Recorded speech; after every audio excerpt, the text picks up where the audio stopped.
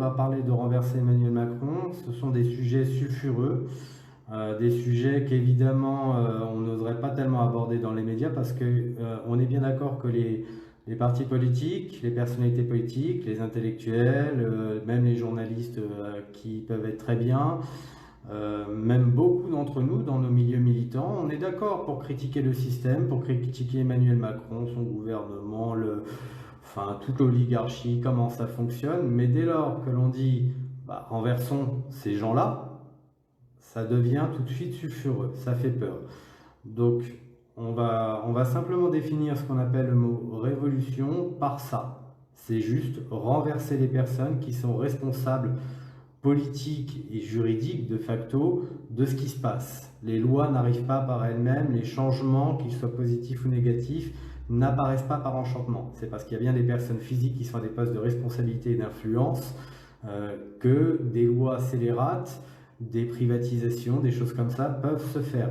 Donc une révolution, c'est juste acter que pour pouvoir solutionner une multitude de problèmes politiques et pire encore, on va simplement se dire, au lieu de traiter ces problèmes-là par de la réflexion collective sur l'analyse des problèmes et qu'est-ce qu'il faudrait faire pour le faire, et puis ensuite on va aller concourir avec des copains à un mandat électoral au nom de tel ou tel parti, qui vont nous diviser en général d'ailleurs, en fait on va dire, on va être beaucoup plus simple, beaucoup plus rapide, bisous Véronique. Et on va aller renverser ceux qui en fait sont la cause du problème. Une révolution, c'est ça, c'est simplement renverser un régime politique qui est incarné par, on dit souvent une tyrannie, mais là on va faire simple pour notre exemple à nous, c'est Emmanuel Macron et son gouvernement. C'est un jeu de dominos, si eux tombent, le reste de l'oligarchie suivra, parce que tout simplement il y a un rapport de force qui est nécessairement gagné par la partie qui a réussi à faire chuter un gouvernement. Vous vous rendez bien compte que si jamais les gilets jaunes devaient réussir à faire tomber Emmanuel Macron et son gouvernement, le rapport de force est de leur côté. Il faut être clair avec ça. Donc, le but du jeu est d'en arriver là, sauf que tout le monde se pose la question comment on arrive à le faire sortir de comment le faire évacuer de l'Élysée. En fait, il y a d'abord une question de légitimité et on va devoir absolument poser cette question-là qui est pour l'instant une abstraction juridique, qui n'est pas encore de l'opérationnel, mais qui va bien nous permettre de connecter ensuite l'opérationnel. On va essayer de faire le lien entre le juridique, ce qui nous donne la légitimité, on va dire, de le renverser, et de l'autre côté, l'opérationnel qui nous permet, réellement concrètement de le faire sortir et de reprendre la main. Et ce sera la dernière partie de ce speech-là pour essayer de vous dire comment on peut garder la main. Donc, on a un problème de légitimité à faire valoir. Il se trouve qu'on ne peut pas renverser, si on est décent, si on respecte nos institutions, on ne peut pas renverser un responsable politique sous prétexte qu'on n'est pas d'accord avec sa politique. En fait, ce qui est important, c'est de savoir est-ce que cette personne-là respecte au moins les lois, parce que c'est ça qui va fonder la légitimité. Est-ce que cette personne qui est à telle sphère de pouvoir public, est-ce qu'elle respecte nos lois? Il se trouve qu'Emmanuel Macron, comme tous les autres, mais lui c'est un traître sacrément proactif, nous a trahis, et sur un certain nombre de lois et à partir d'un certain nombre de sujets, notamment l'affaire Alstom, ce qui s'est passé en Syrie aussi où il a eu un rôle tout à fait malsain en tant que ministre de l'économie, et bien sûr la répression aveugle des gilets jaunes qui dans le droit international, ça passe pas. Donc il y a un bouquin en France qui s'appelle le Code pénal, avis aux robes noires qui soutiennent les gilets jaunes, parce qu'on n'a pas besoin de vous uniquement que pour les assister les blessés, les martyrs, mais aussi peut-être pour nous occuper des fesses d'Emmanuel Macron. Bon, quand vous allez dans ce bouquin-là, il y a tout un pan qui traite en fait de la trahison et de l'espionnage. C'est codifié par l'article 401 du Code pénal qui définit c'est quoi la trahison, c'est quoi l'espionnage, c'est quoi la différence entre les deux. La différence est simple, c'est que si jamais vous avez heurter les intérêts fondamentaux de la nation, qui est codifié dans un autre article de loi du Code pénal. Donc nos intérêts fondamentaux, c'est notre indépendance, c'est notre patrimoine industriel stratégique, c'est les moyens de notre armée de pouvoir fonctionner et puis voilà, de façon opérationnelle sans être emmerdé par quiconque. C'est plein d'intérêts différents, ça touche à l'économie, ça touche même à la culture, ça va très loin. Mais nous avons des intérêts fondamentaux comme tous les pays. À partir du moment où on a des espions, des gens comme ça qui dans chaque pays essaient de prendre de l'information, voire faire des cours tordus, on va appeler ça de l'espionnage. Si en revanche ce sont des gens de l'intérieur, comme par exemple du temps de la collaboration avec Pierre Laval, Philippe Pétain, c'est un peu plus compliqué pour un certain nombre d'historiens, mais on va dire, restons sur Laval qui lui fait consensus sur tout le monde. C'est le temps de la collaboration. On appelait ça des intelligences avec des puissances étrangères. C'est l'article 411.5 du Code pénal. Et quand on va livrer des industries de l'envergure d'Alstom qui fabriquent les turbines nucléaires de nos sous-marins nucléaires lanceurs d'engins, c'est-à-dire le saint graal de notre appareil de défense, le saint graal de ce qui doit être absolument réservé au secret défense, les données sur l'acoustique, la cavitation des turbines de nos sous-marins lorsqu'ils sont en mer, c'est pour bibi.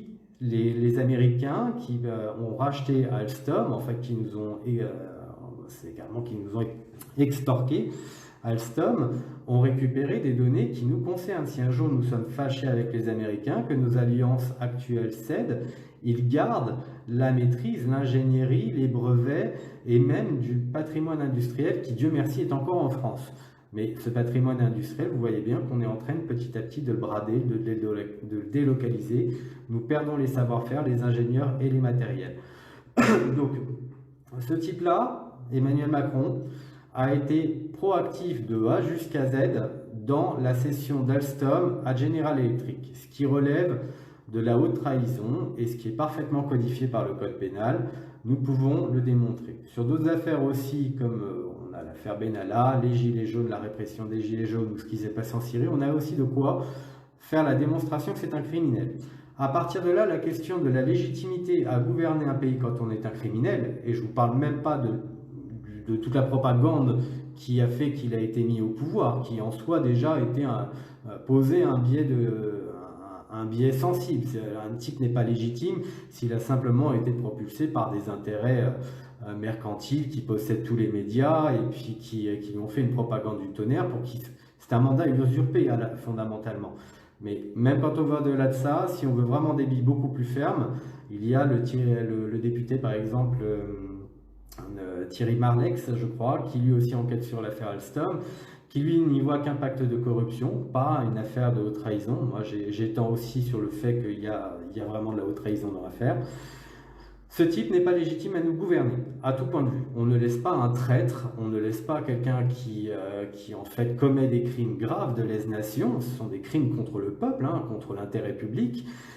Gouverner, ça n'est pas normal, c'est dans un état de droit, ça n'est pas ce qui se passe. À partir de là, on proclame que c'est une astuce, c'est une abstraction, ça va être la dernière, que ce type-là, il n'est tout simplement pas notre président. Jamais nous devons appeler Emmanuel Macron par le titre de président de la République. La présidence de la République est vacante, il n'y a personne à l'Élysée, il n'y a personne aux commandes, et dans ce cadre-là, il y a un article de Constitution qui est l'article 7 qui dispose qu'en cas de vacance de la présidence de la République, pour que la continuité de l'État perdure, pour que justement le bouton nucléaire arrive dans les mains de quelqu'un d'autre, qu'il y ait un décideur de dernier ressort, c'est le président du Sénat qui reprend la main. Actuellement, le président du Sénat, c'est Gérard Larcher, qui est un oligarque comme les autres. On en parlera un peu plus tard. Pour l'instant, on sait simplement que si nous ne reconnaissons pas Emmanuel Macron, si nous ne lui accordons aucune légitimité, qui n'est pas pour nous notre président, qu'on n'en veut pas, eh bien, la seule voie constitutionnelle raisonnable, c'est d'invoquer l'article 7 et de dire, nous, en fait, notre président, c'est Gérard Larcher. Donc, on gueule dans les rues, GG, président, on est à fond, vraiment, on y croit. Il faut que ce soit un peu l'esprit de la blague, il faut que ce soit potage, parce que on va maintenant parler petit à petit de la technique. Dans la réalité, donc, l'article 7 a déjà été utilisé lorsque Pompidou est mort. C'était en milieu de mandat. l'article 7 a été invoqué à ce moment-là et c'est donc le président du Sénat de l'époque qui a repris les rênes en fait et qui a organisé les élections sous 35 jours. Puis ça a dû être un petit peu plus tard en fait parce que c'est un peu plus long, mais la Constitution précise qu'on a 35 jours pour organiser des élections présidentielles. Donc nous, en fait, déjà, par rapport à toutes nos craintes politiques de dire qu'est-ce qui va se passer ou pas, est-ce que l'oligarchie va reprendre le pouvoir ou pas, même en admettant qu'on se viande surtout, que l'on ne réussisse pas à reprendre la main, en fait, à minima, des élections sont réorganisées. Ça nous laisse quand même un temps politique pour pouvoir voir ce qu'on pourrait faire après. Néanmoins, il serait plus intelligent de garder la main dès le départ, d'avoir quelque chose. Donc il faudra réorganiser des élections présidentielles et législatives dans la foulée, sous les 3 mois. Ça, c'est déjà redonner la main au peuple tout entier et s'assurer que tous les voyous là, qui sont au pouvoir soient bien évincés. C'est finir la purge en fait. Et de l'autre côté, si on veut vraiment essayer de donner une vision, comme on sait qu'il y a des choses qui nous importent, on veut avoir la démocratie, il me semble que c'est une revendication assez importante. La question de la sortie de l'Union européenne fait énormément débat, et enfin pas tellement chez beaucoup d'entre nous en vérité, mais néanmoins on pourrait poser la question au peuple. En fait, techniquement, on n'a pas le droit d'organiser de référendum avant un scrutin, ça c'est ce que dit la Constitution, mais par contre, qu'est-ce qui nous empêche, si nous avons un gouvernement de transition, et je vais en parler après, d'organiser des référendums après les scrutins électoraux, donc des législatives et des présidentielles, ainsi qu'ouvrir une constituante.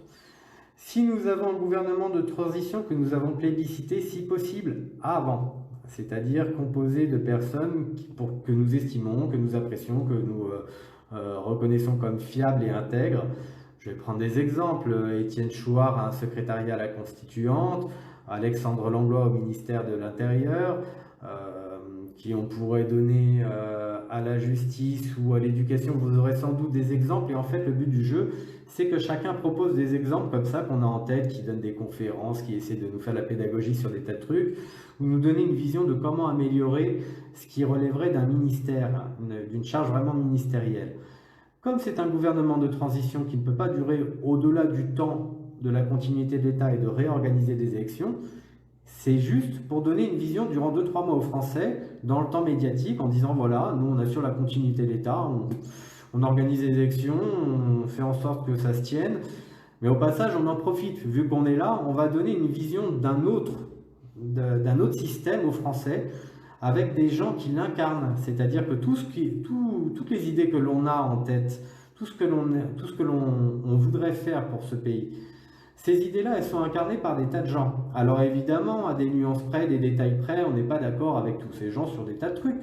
Mais si au moins on a déjà l'incarnation sur l'essentiel, sur la vision générale, pour tous les sujets, pour tout ce qui va au ministère, on va peut-être pouvoir faire avancer les choses et proposer un contrat social, politique et démocratique aux Français qui fasse sens et qui leur donne de l'intérêt.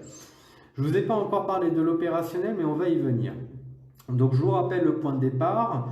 Le postulat de la Révolution, c'est renverser le régime, donc les personnes responsables, donc Emmanuel Macron, premier domino institutionnel. Deuxième point, si on le renverse, on fait en sorte de rassurer les institutions que sont l'armée, la justice, les fonctionnaires de façon générale, qui sont des sans-couilles, il n'y en a pas beaucoup qui osent bouger, et ils sont très conservateurs. Eux respectent la Constitution. Donc on respecte les institutions, on leur dit c'est le président du Sénat qui a la main.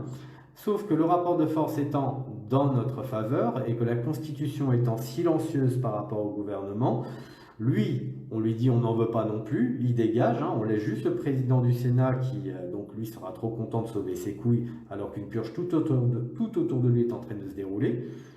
Lui, il sauve ses billes, il sauve l'honneur. Donc il sait qu'il n'a pas de rapport de force pour lui. Nous, on lui impose simplement un gouvernement provisoire, le temps d'organiser les élections et de donner une vision. Pour en arriver maintenant au renversement d'Emmanuel Macron et invoquer l'article 7 qui proclame que la vacance de la République française, de la présidence de la République, pardon, et qu'on a besoin du président du Sénat pour reprendre la main, du coup, dans ce cadre-là. Il nous faut d'abord l'accord des armées, il nous faut le soutien des armées. Vous prenez toutes les révolutions, même les plus récentes, là, que vous avez vues en Algérie, en Tunisie. Si l'armée n'est pas avec les révolutionnaires, les révolutionnaires peuvent continuer de se battre autant qu'ils le voudront, ils n'obtiendront rien. Ils ne réussiront pas à renverser les dirigeants politiques contestés. Dès lors que l'armée veut rétablir l'ordre public, tout simplement en abandonnant en ne reconnaissant plus le commandement des autorités politiques contestées, à partir de là, les révolutionnaires gagnent. Je peux simplement vous démontrer par l'absurde, la preuve, qu'en Tunisie ou en Algérie, qui sont donc des révolutions réussies, je ne vous parle pas du plan politique, des conséquences de l'après, qu'est-ce que ça devient maintenant, je parle juste du fait qu'ils ont réussi à renverser d'un côté Ben Ali, de l'autre côté Bouteflika. Il n'y a pas eu d'Algériens ou de Tunisiens dans les palais présidentiels. Ce sont les militaires qui ont sifflé la fin de la partie et qui ont dit à ces présidents contestés, vous dégagez. C'est la seule façon de rétablir l'ordre public. Donc nous, c'est ce qu'on doit obtenir. C'est obtenir le fait que les armées reconnaissent l'autorité du président du Sénat. C'est tout ce qu'on doit obtenir. Pas plus, pas moins, on ne veut pas de putsch, on leur dit.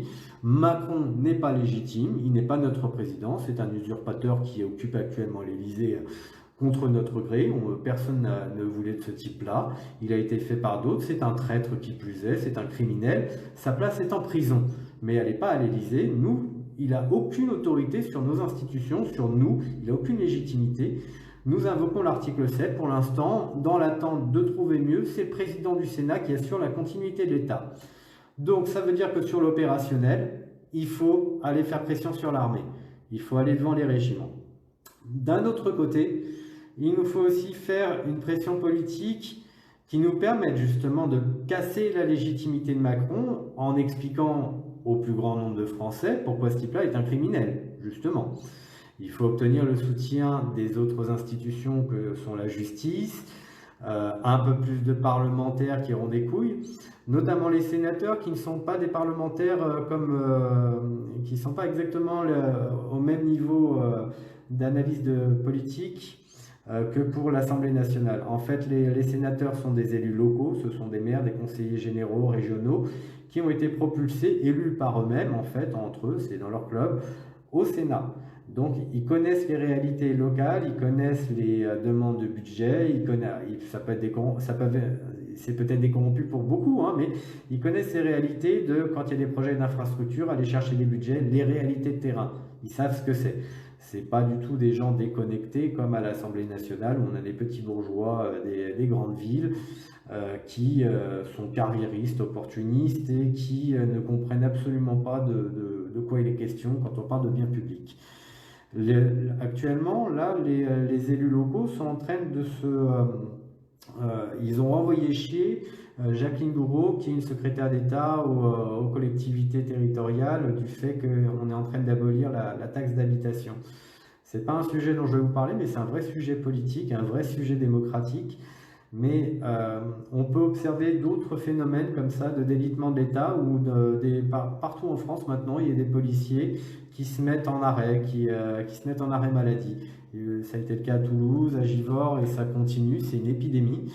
On voit bien en fait que les institutions sont en train de trembler, d'être dans leurs contradictions. Il y a un délitement de l'État. Donc on est au bon moment en fait pour obtenir du régalien, c'est-à-dire l'armée, la police nationale, c'est plus compliqué mais on peut l'obtenir, et la justice, le soutien en disant voilà, on respecte la Constitution, mais simplement il va falloir appeler en renfort le président du Sénat pour nous sortir de tout ça.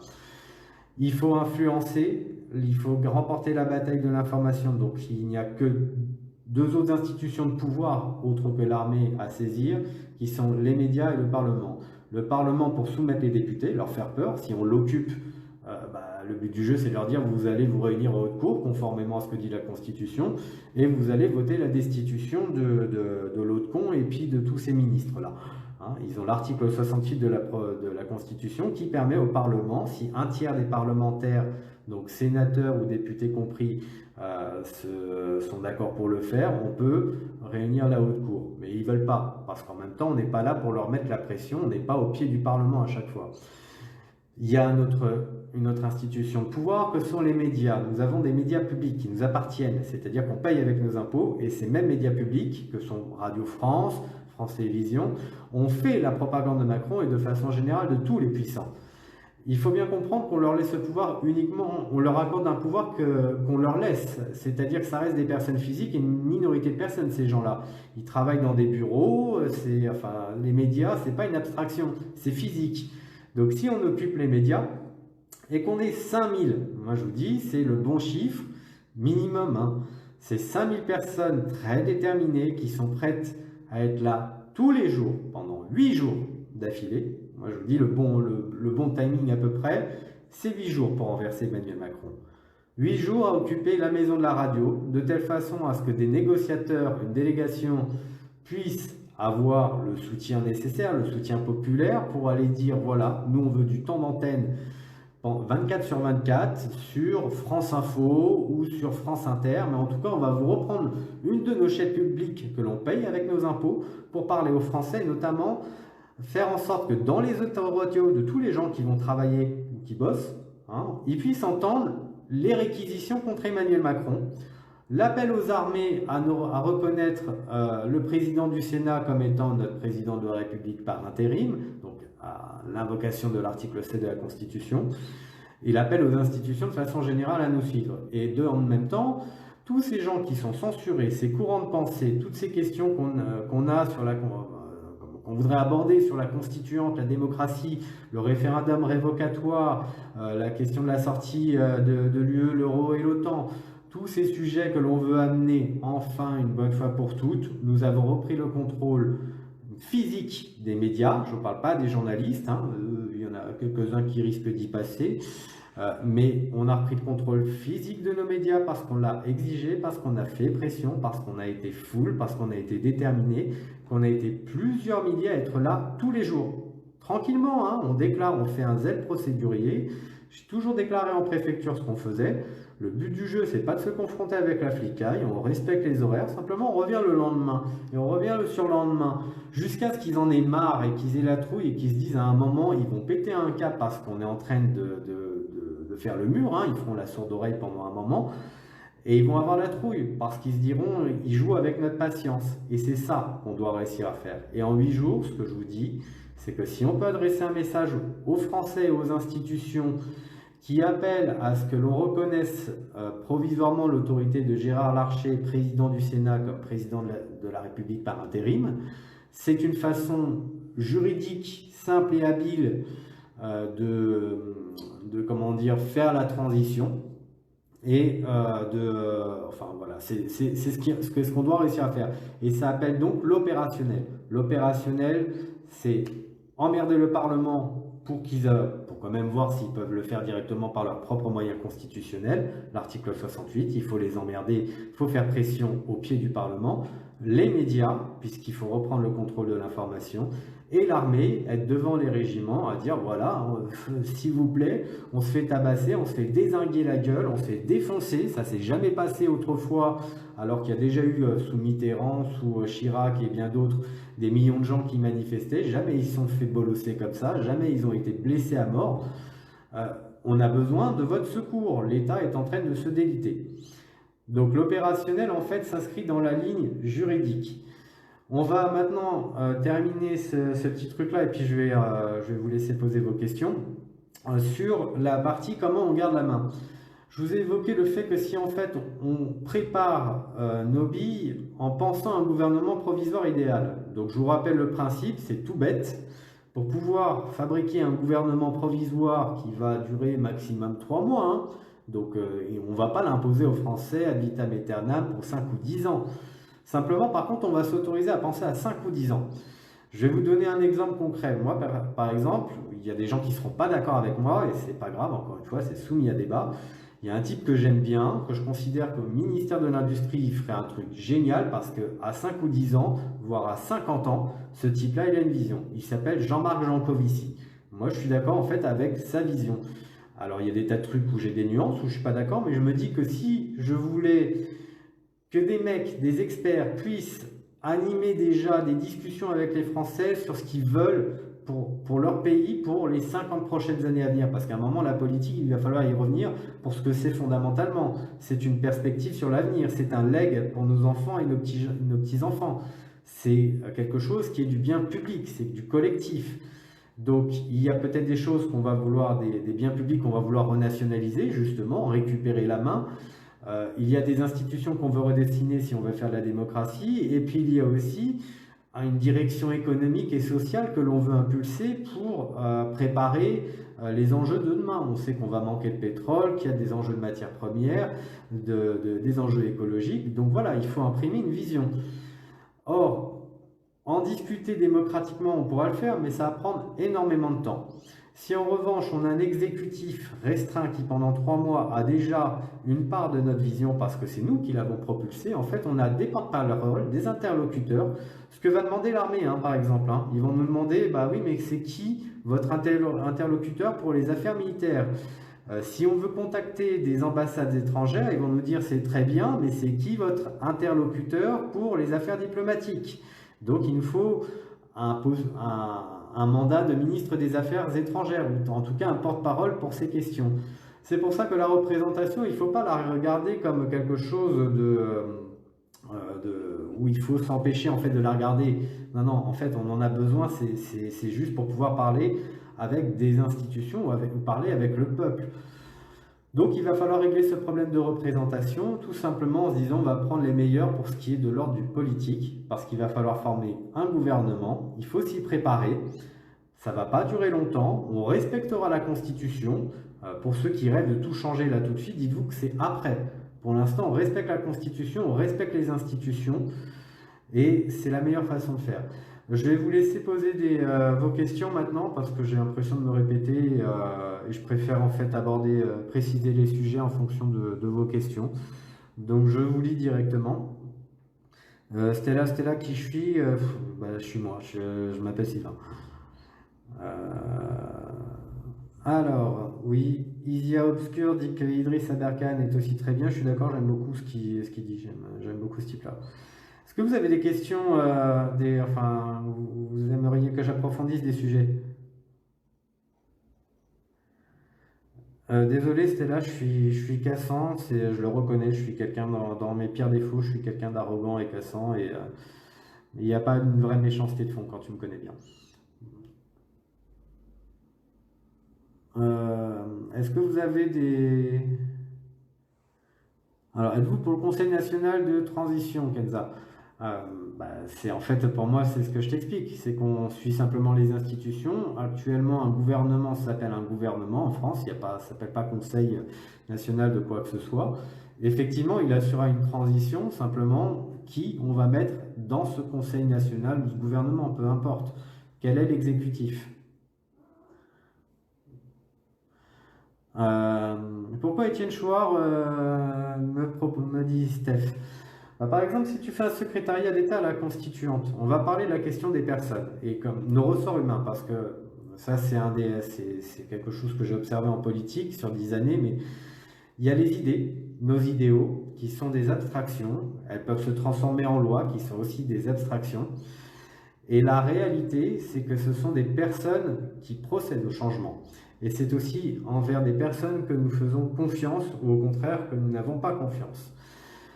Étienne Chouard, c'est quelqu'un qui a ses qualités, ses défauts, mais qui est reconnu pour avoir fait énormément de pédagogie sur les questions de démocratie, de constituante.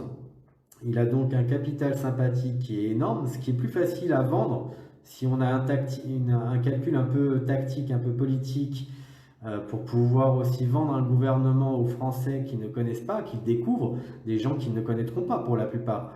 On peut se dire, on peut aussi non seulement prendre ceux qui nous paraissent les plus intègres, les meilleurs, qui ont de la vision, mais peut-être qu'ils ne seraient pas les plus experts ou les plus proches de ce qu'on pense, mais par contre, ils ont un capital sympathique qui est déjà énorme, ils sont un peu connus, ça va être rassurant par rapport à des tas de Français qui ne connaissent pas. On peut avoir aussi cet esprit de calcul, mais parce que justement, on admet la psychologie des foules, des gens, et même la nôtre de psychologie, on répond beaucoup de ça. Actuellement, pourquoi on rejette ceux qui, Macron, etc. Parce que le capital confiance qu'on a en eux est absolument, enfin, si en dessous du zéro, bah voilà, nous, on est complètement dans les limbes, on est dans les profondeurs par rapport à ces gens-là. Mais il y a aussi des gens, et ça, c'est un truc qu'il faut qu'on réapprenne, il y a des gens que l'on estime dans la politique. Alors, ils sont pas spécifiquement politiciens, pas forcément candidats à des trucs ou encartés, mais ils apportent une expertise politique sur des sujets.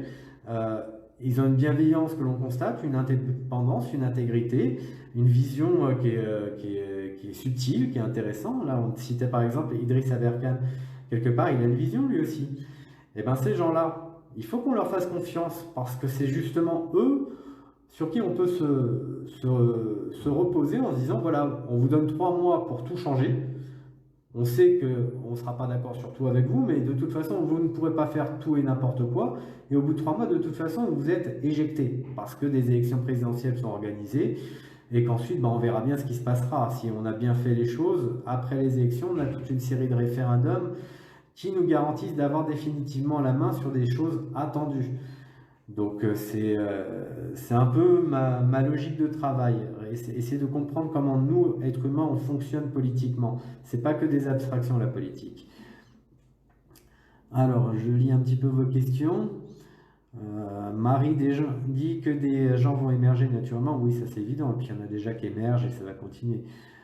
Laurence, déjà première chose à faire est que ces nouvelles personnes acceptent de baisser leurs privilèges illico presto. Les gens feront plus confiance. Oui, ça me paraît évident, mais je pense que de toute façon, si c'est des gens de nos réseaux que l'on connaît un peu, on va prendre par exemple François Boulot. Lui, je le mettrais vachement, enfin je le mettrais au budget, ce mec-là, dès qu'il parle de budget, de mécanismes sociaux, fiscaux, etc., il est très bon. Pour moi, c'est pas un grand révolutionnaire, mais en tout cas, c'est quelqu'un de confiance, qui est intègre, qui a une vision, et puis, bizarrement, je le foutrais bien au budget. Bon, ce type-là, euh, je n'imagine pas qu'il voudra manger à la gamelle. C'est pas le genre. Ou peut-être que je suis naïf, mais je pense que ces gens-là n'auront pas envie de manger à la gamelle et auront peut-être même tendance à dire, tiens, on va tout de suite en profiter pour taper dans les privilèges. Et c'est même des choses que l'on pourra, si on a une équipe politique qui est là à l'animation pour reprendre le pouvoir et qui au départ ne sont que des porte-paroles plébiscités. C'est pas eux qui se sont proposés, c'est nous qui les avons placés. On peut au passage dire bon bah voilà, il y a des grandes lignes. On sait qu'on va pas s'attaquer aux détails parce que sinon on va tous s'engueuler, mais des grandes lignes sur la démocratie, sur des nationalisations, sur des choses comme ça où logiquement on est censé s'entendre. François Ruffin, lui, moi je dirais que c'est. Alors, Ruffin, c'est lui, il a l'art aussi d'être de pas répondre aux questions qui l'emmerdent. Mais il a un capital sympathique qui est énorme. Faudrait savoir dans quel ministère vous le poseriez. Ça serait la bonne question. Nini, j'ai pas eu le temps de lire ta question. Je suis désolé, ça glisse. Ouais, j'avais diffusé une liste de personnalités, elle est encore d'actualité, mais en fait, il y a des gens que je découvre, donc je pourrais changer. Et puis en plus, il y a le site que vous pouvez voir d'ailleurs sur ma page, réinformons-nous.fr. Il est le lien sur ma page Facebook, vous pouvez le voir logiquement à gauche. Ce site-là, c'est en fait fait pour ça. C'est fait pour qu'on puisse proposer des personnalités. Et moi, de temps en temps, je vais le checker. Et si vous avez proposé des personnalités nouvelles sur des sujets qui m'intéressent, bah, je vais aller regarder parce que je connais pas tout le monde. Et puis j'aime bien écouter en fait des gens qui ont une vision différente ou lire enfin, pareil, lire des penseurs qui vont avoir quelque chose à dire. Donc, en fait, plus on se partage ses connaissances, parce que, ah bah tiens, moi je connais un tel, tu connais pas, il raconte ça sur tel sujet, il est très bon, bah tiens, je le pose sur réinformons-nous.fr, je vote pour lui, je mets un petit commentaire pour dire qu'il faut absolument le découvrir. Il y a des gens qui vont le découvrir, ils vont moins aimer, alors ils vont voter un vote plus négatif, d'autres ils vont dire ouais c'est pas ça, d'autres ils vont dire j'adore. C'est aussi ce que ce système de vote s'appelle un vote Condorcet, c'est par un ordre de préférence. Et ça nous permet d'avoir plein de personnalités qui sur des mêmes sujets se distinguent. On va avoir par exemple qu'à l'économie sur ce site, si on fait une statistique, bah Jacques Sapir, par exemple, il va être préféré à Jacques Généreux, qui lui-même est préféré à tel autre économiste. C'est en fait, si les gens participent, proposent des occurrences, donc plébiscitent des personnalités et votent en même temps pour ces personnalités, on a des statistiques qui se dégagent et on voit un peu qui a un capital sympathie assez élevé dans nos réseaux. Est-ce que le RIC sera mis en place dès le départ du mandat provisoire? En fait, on ne peut pas techniquement et juridiquement, parce que si on respecte la Constitution, on ne peut pas faire des réformes comme ça. C'est le malheur. On ne peut pas organiser de référendum avant les élections. Maintenant, j'aurais tendance à penser qu'il faut là aussi réfléchir par le fait. Euh, Moi, je crois en cette théorie de l'anarchie qui est de dire la révolution par le fait. À partir du moment où des révolutionnaires, quand bien même ils ont respecté la Constitution, ont réussi à faire sauter Emmanuel Macron, et puis être en situation de gouverner, même ne serait-ce que pour 3 mois. Il y a par exemple des lois rétroactives qui avaient été votées au sortir de la Seconde Guerre mondiale qu'on pourrait tout à fait remettre en place, alors qu'à la base, le Code civil, depuis Napoléon Bonaparte, interdit des lois qui ont un effet rétroactif. Pourtant, on a déjà fait ça au sortir d'une grande crise politique qui était la Seconde Guerre mondiale. C'est quand il y a eu la loi sur la peine d'indignité nationale qui punissait rétroactivement les gens qui s'étaient rendus coupables de collaboration avec l'ennemi sans qu'on puisse considérer justement que ça relevait des articles de loi que j'ai mentionnés au départ de cette petite causerie qui relève de la haute trahison. On considérait que c'était quelque chose entre les deux. Par exemple, ils avaient voté plein pouvoir à Pétain. Allez hop, peine d'indignité nationale. Ça, à la base, cette loi qui punit rétroactivement des gens pour des faits passés, c'est interdit. La loi ne préjuge que pour l'avenir, jamais pour le passé. C'est un grand principe du Code civil. Pourtant, on l'a fait. Donc, est-ce que de la même façon, on pourrait se dire, il y a des tas de choses qu'on n'est pas censé avoir le droit de faire si on respecte totalement la Constitution ou les lois, mais on va le faire quand même parce que de toute façon, le rapport de force est de notre côté, que nous avons la main et que personne ne nous en voudra. Je dirais que ce sera l'équipe dirigeante et puis peut-être aux armées de juristes qui seront avec eux de voir à ce moment-là ce qu'il est possible de tenter. Mais effectivement, Paul Ulrich, je pense qu'il n'y a pas grand-chose à faire fondamentalement parce qu'à la base, il existe déjà dans notre Constitution, sauf qu'il est présenté comme un référendum d'initiative partagée, c'est-à-dire qu'il nous faut des parlementaires avec nous pour pouvoir proposer un RIC. En fait, il faut juste casser ce truc-là, ce lien-là. Il faut que le RIC devienne totalement indépendant. Il n'est qu'à l'initiative des citoyens, indépendamment de la représentation politique, quelle qu'elle soit. Alors, Nelly parle d'une pétition à remettre à l'armée pour dégager Macron, pour exprimer notre volonté de dégager Macron. Oui, en fait, on peut faire des choses comme ça, mais c'est surtout, il faut être là physiquement. Quand je vous dis il faut être minimum 5000 devant les médias, c'est parce qu'en fait, notre premier point de départ, c'est que si on gagne la guerre de l'information, on va aller beaucoup plus vite sur tout le reste. Que ce soit pour appeler les institutions à reconnaître l'autorité de Gérard Larcher, président du Sénat, comme étant le président de la République par intérim.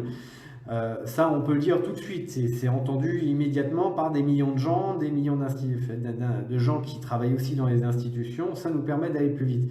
Maintenant, il faut aussi faire pression sur l'armée. Donc, quand les Gilets jaunes de l'Indre avaient organisé le trolling d'une base militaire qui est pas très loin de Châteauroux, c'était une bonne idée, on l'a fait proprement, en plus en concertation avec la préfecture, ça s'est passé au poil, on a invité les médias, ce qui a d'ailleurs permis de faire un bon petit buzz, et qui fait chier aux entournures d'ailleurs Macron, parce que c'est le genre de choses, il ne faut pas, retourner l'armée contre Macron, c'est la pire crainte qu'il pourrait avoir, parce que si l'armée ne suit plus, il n'a plus de pouvoir. Fondamentalement, la politique, le pouvoir politique, le réel pouvoir, c'est le pouvoir des armes, c'est le pouvoir de la contrainte. Si vous n'avez plus d'autorité régalienne que sont l'armée en premier lieu, la police par extension, qui vous obéissent, qui répondent à votre commandement, vous n'avez plus d'autorité politique. C'est terminé.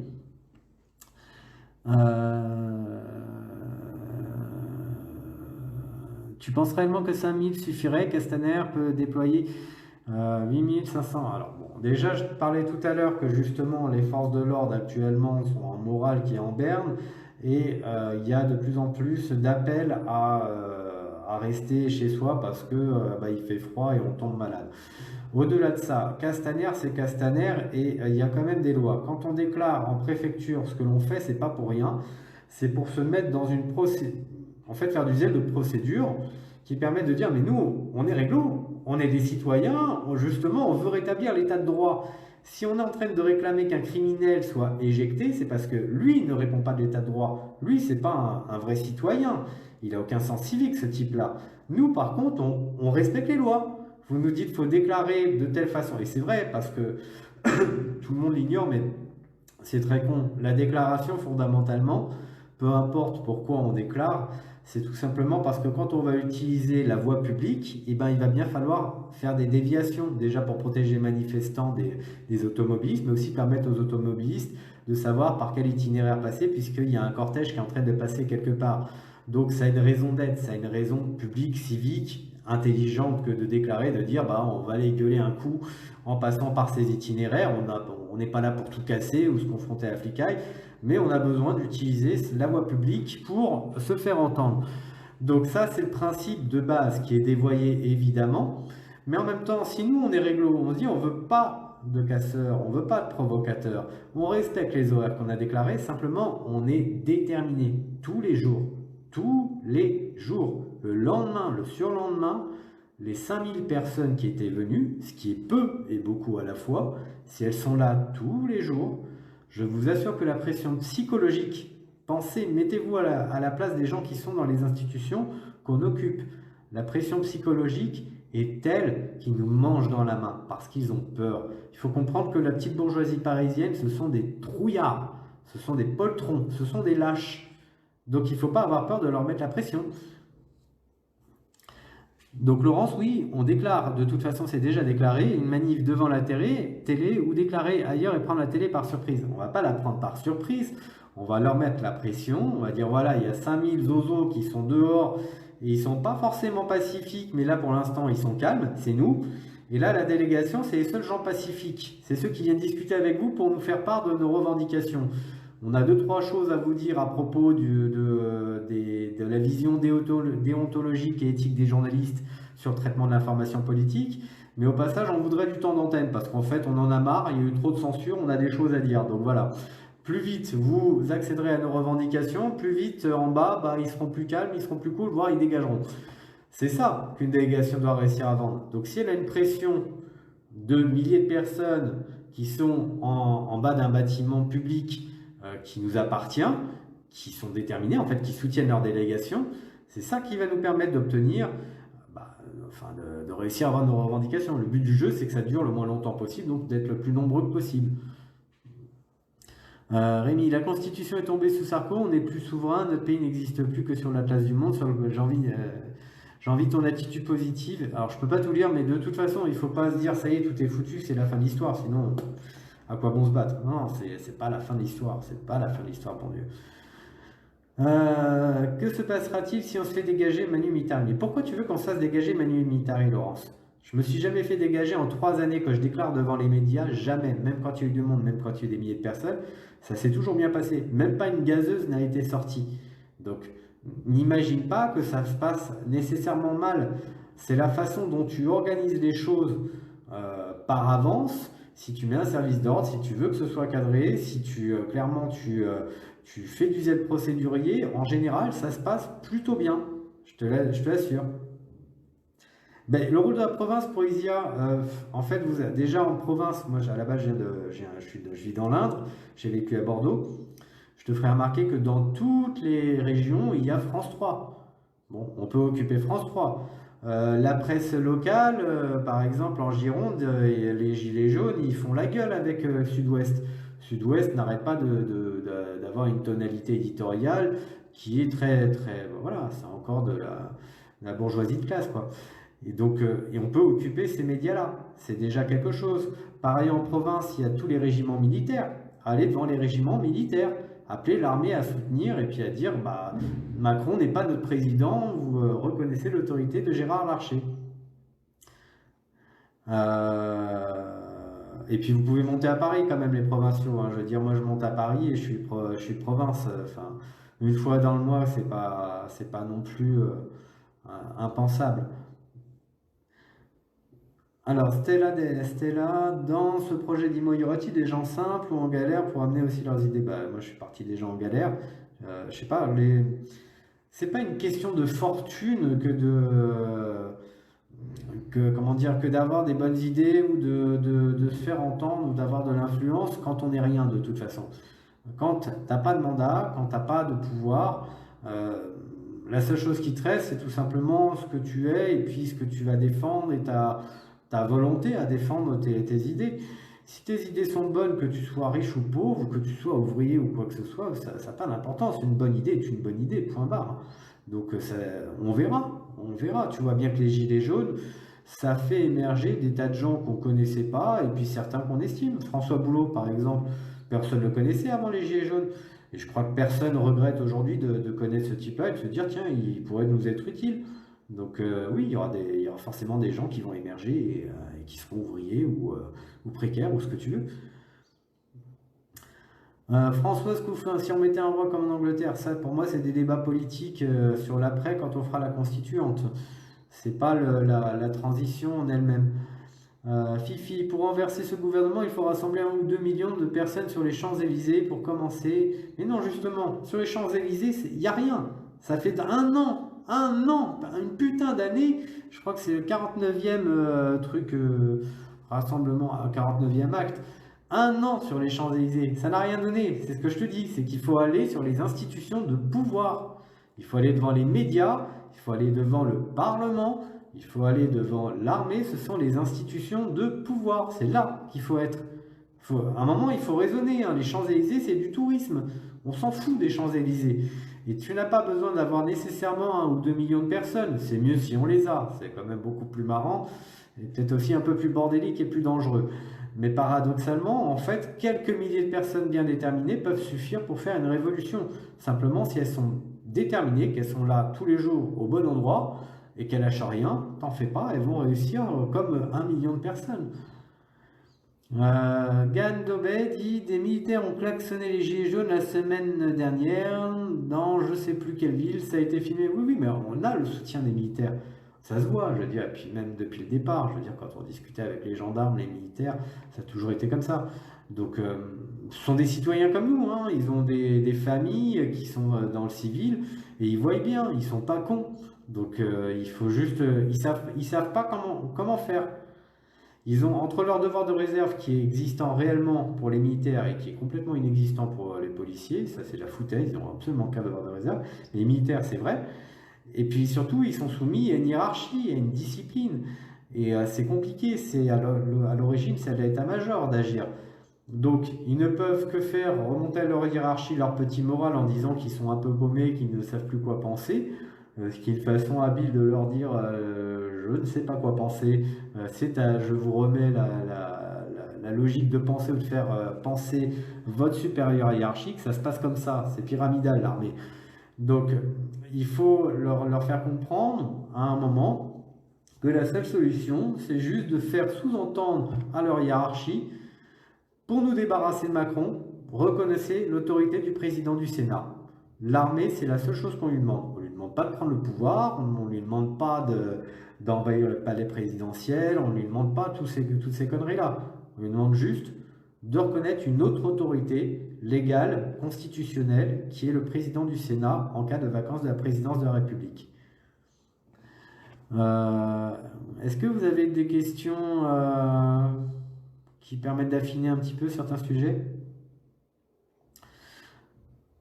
Est-ce qu'il y a des choses qui vous paraissent mal expliquées? Enfin, pas. J'ai toujours un peu de mal à l'oral, donc n'hésitez pas.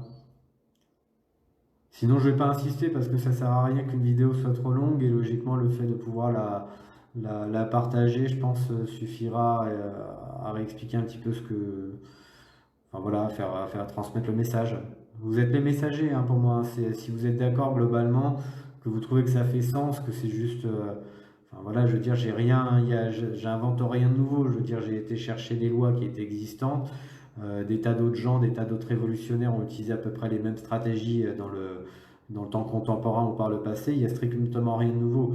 Donc je soumets simplement à à votre sagacité, à votre bon sens, cette stratégie opérationnelle qui se veut à la fois dans une idée de faire quelque chose qui soit un peu amorti, qui respecte un peu les institutions et comment dire, au niveau de la psychologie des fonctionnaires et des militaires, puis ça permet aussi de les atteindre, parce que ces gens-là n'ont pas spécialement envie de faire des trucs qui soient trop choquantes.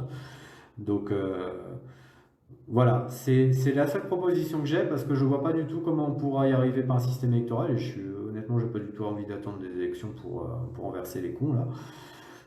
Ma sœur me pose la question, est-ce que le gouvernement de transition sera fiable? J'en sais rien. C'est à nous de le voir. Si en fait on prend les devants et qu'on arrive à se donner les moyens sur 2 ou 3 semaines avec des moyens numériques notamment, donc des sites internet, de se dire bon voilà, on se donne quand même 2 ou 3 semaines pour constituer un gouvernement parce qu'on vient de renverser Macron et on veut quand même se donner un peu de temps, on n'est pas à quelques semaines près. Ça peut être un super gouvernement en 2 ou 3 semaines, mais en même temps, en général, quand les gens, tu leur demandes de se mettre d'accord, ce qu'ils font, c'est qu'ils s'engueulent. Ils passent leur temps à s'engueuler et à se haïr au lieu de finalement se mettre d'accord en se disant bon bah voilà, là on répond à des enjeux de court terme et de long terme en même temps et il n'y a pas trop de danger, donc allez, on avance quoi. Salut Tom. Euh, Laurence, tu sais déjà comment être sûr d'atteindre au moins les 5000 personnes? Penses-tu créer un groupe pour pouvoir compter les bonnes volontés? En fait, il y a déjà des tas de groupes et puis j'ai même monté des assos.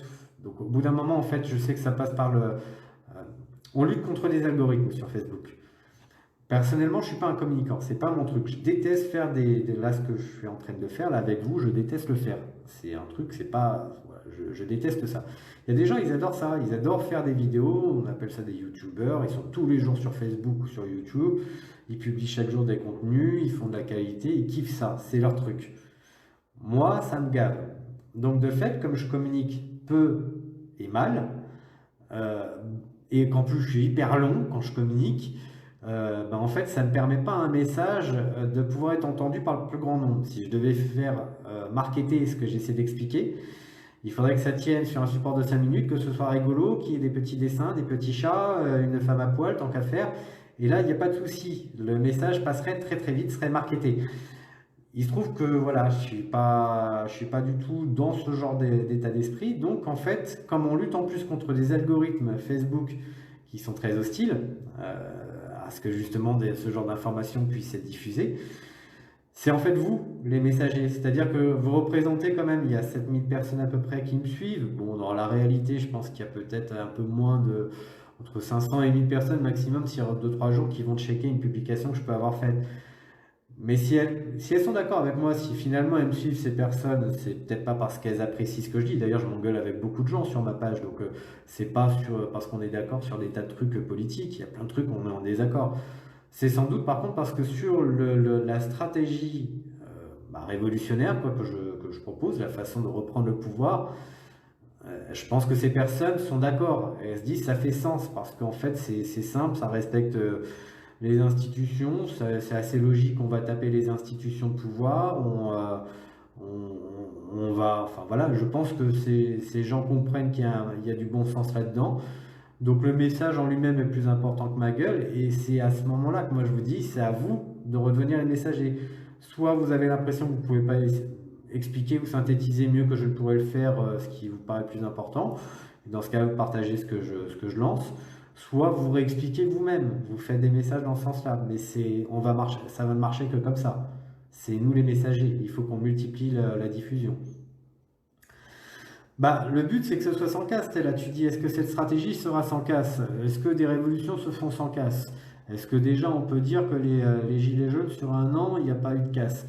Non, vu le nombre des borniers, de toute façon, même si on arrivait à terminer bien tout ça, ce que je souhaite, pourquoi forcément faudrait que que ça se finisse mal, que ce soit violent, qu'il y ait encore du sang, si on peut se l'épargner? L'un dans l'autre, on retiendra que sur un an, il y aura eu des tas de blessés. Donc non, il n'y a pas. Peu importe le temps que ça a pris, peu importe comment ça a commencé ou comment ça a fini ou comment ça s'est passé au milieu, il y a des martyrs. Il faut être clair avec ça. Donc J'espère juste que oui, si on essaie d'avoir une position qui est de dire justement on respecte les lois, on fait du zèle procédurier, c'est aussi pour nous épargner de la casse parce que ça sert à rien. Je veux dire, ils ont le rapport de force pour eux. On n'a pas les équipements des policiers, on n'a pas des armes létales avec nous. Le peuple suisse, on ne peut pas le faire chier parce qu'ils ont une armée de conscription et quand ils reviennent à la maison, ils reviennent avec le fusil. Donc un politicien suisse ne va pas provoquer les citoyens suisses. Nous, c'est pas exactement comme ça que ça se passe en France. Donc comme le rapport de force n'est pas en notre faveur, n'est pas en faveur des citoyens, bah, il faut trouver des façons plus habiles de jouer. Bah, les bonnes volontés, Laurence, quand même, je te dis, il y a un événement Facebook qui a la date du 9 novembre. C'est déjà là qu'on se comptabilise. Si vous ne partagez pas l'événement, si vous vous y inscrivez pas, ne serait-ce qu'en intéressé, hein, de dire bon, je suis intéressé, je me réserve, je ne sais pas encore si je vais venir ou pas, mais je vais en parler aux potes et puis je garde ça du coin de l'œil. Ça, c'est une façon de nous comptabiliser parce que si tout simplement il y a une constante macabre qui est statistique. Si on est à 30 000 inscrits sur n'importe quel truc, 100 000, voilà, 100 000 à suivre, ce que vous voulez, n'importe quel courant de pensée, aller à un rendez-vous, un acte militant, s'il y a 100 000 personnes qui se sont déclarées intéressées, qui disent avoir lu, qui ont l'information, en fait, il y a seulement 2 à 3% des gens qui vont réellement participer à ce truc-là. Donc, il faut bien comprendre que les gros chiffres qu'on peut avoir sur les réseaux sociaux ne sont pas représentatifs de ce que l'on a sur le terrain. Si on a quelques milliers de personnes qui sont intéressées par l'événement, dans la réalité du terrain, c'est quelques dizaines de personnes maximum qui seront là. Et ça fait 3 ans qu'on le constate, on y va quand même parce qu'on s'en fout. Oui, il est sur la page Citoyens Debout aussi, ou sur ma page, tu peux le trouver en faisant défiler. Si quelqu'un peut communiquer le lien de l'événement pour que Laurence le trouve le plus rapidement, ce serait sympa. Mais en gros, déjà, c'est par là que ça passe, parce qu'on peut se comptabiliser avec ces outils-là. Donc se dire que voilà, ces outils ne sont pas... Ça nous permet juste d'estimer quelle va être réellement la masse, la minorité agissante qui va réellement être là à la fin.